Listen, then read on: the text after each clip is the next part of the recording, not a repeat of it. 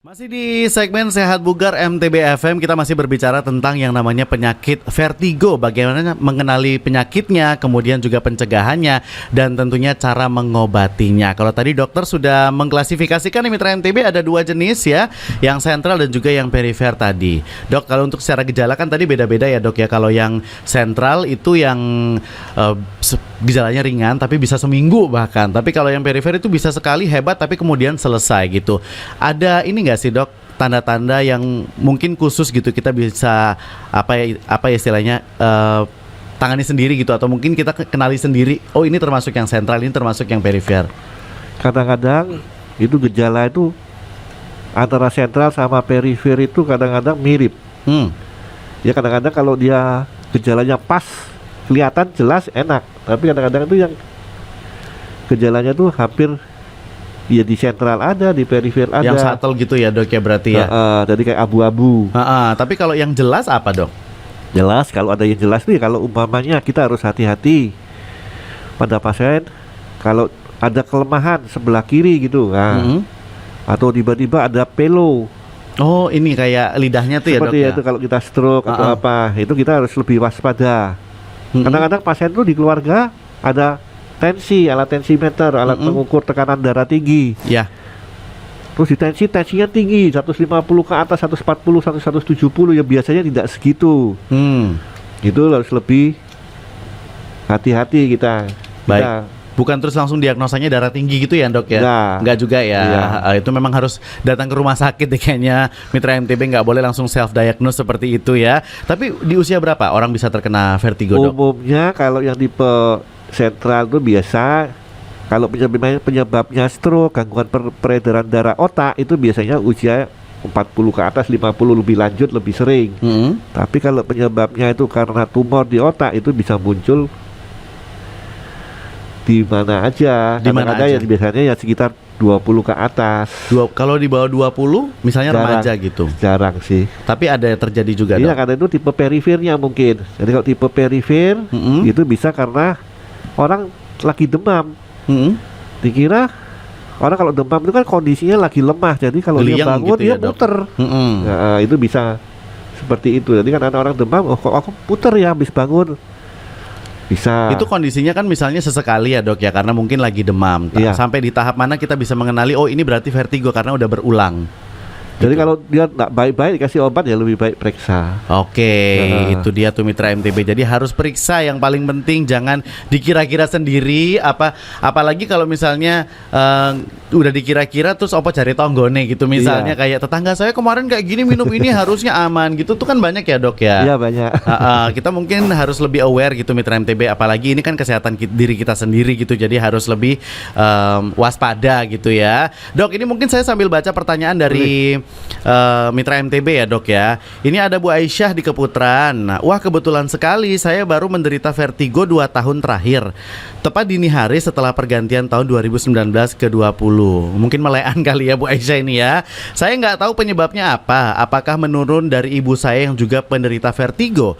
Apa waktu itu saya terlalu banyak makan yang dibakar-bakar pas malam tahun barunya dok? Atau apa nih kira-kira? Sama satu lagi nih, setiap vertigo kambuh ibu saya menyarankan minum obat anti mabok dok. Nah, apakah benar obat anti mabok ini dianjurkan untuk mengobati vertigo? Karena saya awalnya nggak tahu saya kenapa, cuma kerasa pusing tapi nggak bisa bangun.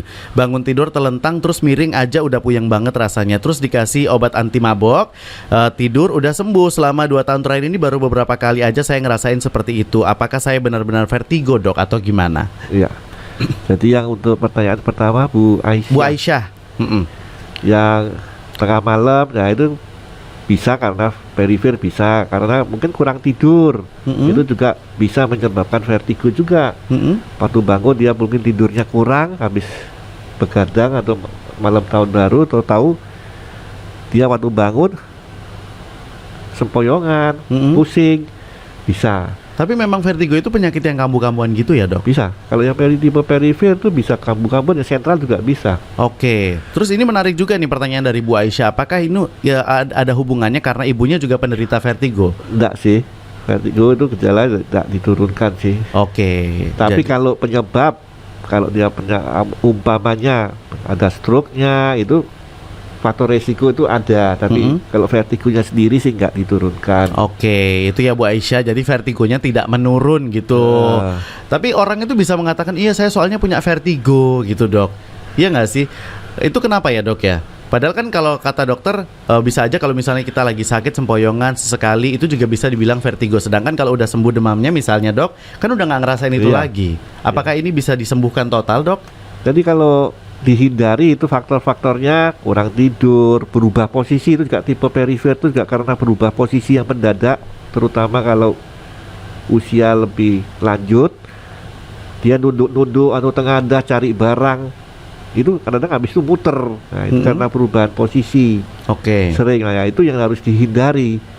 Jadi kalau itu dia melakukan lagi ya muter lagi, jadi makanya di masyarakat saya ini punya vertigo sejak tahun berapa ya gitu, itu gejalanya. Iya bisa seperti itu ya dok ya, bisa orang bilang iya saya punya vertigo sering kambuh-kambuhan gitu, seakan-akan itu ringan. Iya. Padahal kalau menurut saya vertigo, saya membayangkan aja gitu ya, itu penyakit yang bikin 7 keliling.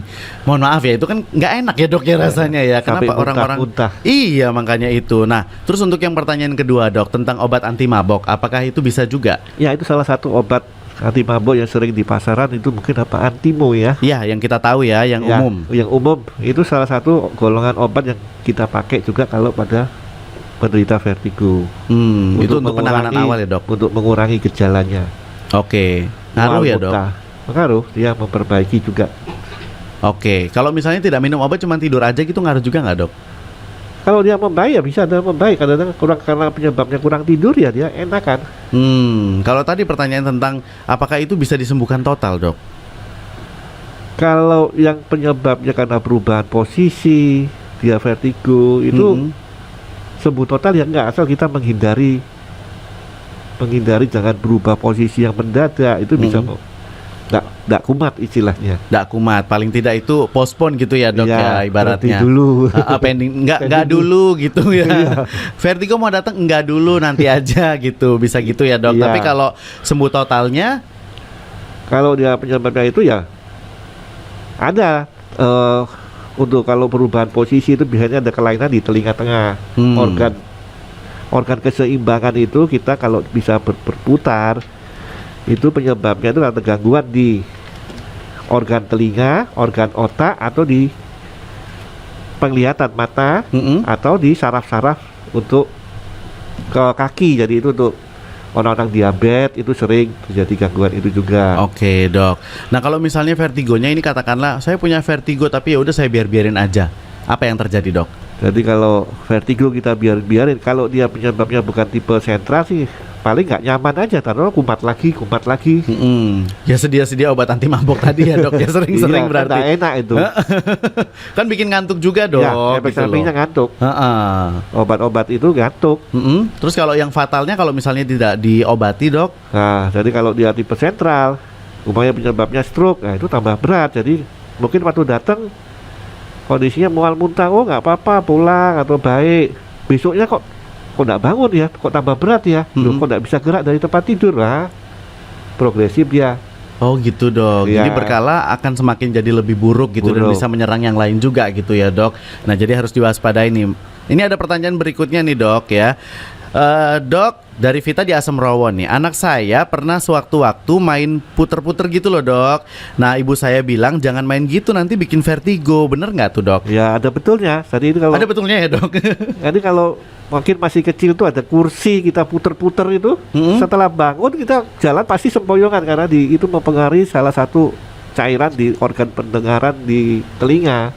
Itu udah termasuk tergolong vertigo dok? Ya vertigo, tapi ya itu karena dibuat. Oh dibuat, maksudnya bukan vertigo yang kambuh-kambuhan itu tadi gitu loh, bukan yang karena sentral atau perifer ya dok ya? Jadi karena perifernya terganggu. Itu maksudnya yang singkat-singkat aja gitu loh. Tadi yang kata dokter kan gejalanya kalau yang perifer itu bisa sekali hebat kemudian udah gitu ya dok. Terus ada lagi nih pertanyaan dok dari Dinar. Ada mitos penyakit vertigo hanya terjadi pada lansia, tapi kakak saya umur belum 30 sering merasakan pusing yang berlebihan. Bagaimana dengan mitos ini dok? Tadi umumnya vertigo itu kan sering ada usia lanjut karena dia, kalau orang tua itu kan banyak tuh istilahnya telinga menurun, terus budek, beser apa itu ya. Ya, karena memang faktor Faktor usia, usia. ya, Dok. Jadi fungsi organ keseimbangan itu terganggu. Tidak maksimal Tidak gitu ya, Dok. maksimal. Tapi kalau pada usia muda, ya itu mungkin penyebabnya apa? Kita cari dulu. Pusing-pusingnya ini apa? Pusing muter atau pusing cekot-cekot? Kembali lagi ke tadi. Kadang-kadang, oh saya sakit kepala, tapi dikejar lagi dengan pertanyaan kayak apa kalau sakit kepalanya? Oh pusing geliang dok.